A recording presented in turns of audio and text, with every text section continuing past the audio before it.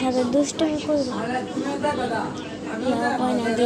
সীমান্তবর্তী অনেক এলাকা থেকে পিছু করতে বাধ্য হচ্ছে আইডিএফ এর পদাতিক সেনারা।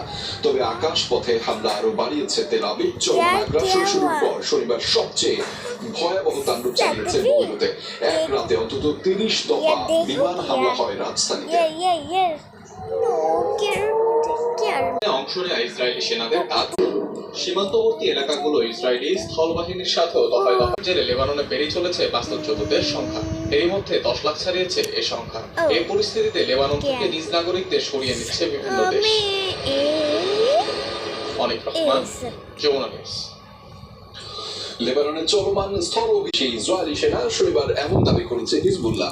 গোষ্ঠীটি জানিয়েছে প্রায় এক সপ্তাহের অভিযানে আরো 130 জন আহত হয়েছে। এখন পর্যন্ত 440 হিজবুল্লাহর যোদ্ধাকে হত্যার দাবি করেছে ইসরায়েল।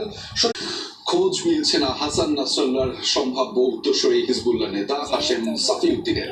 শুক্রবার থেকেই তার সাথে যোগাযোগ স্থাপন করা যাচ্ছে না। এই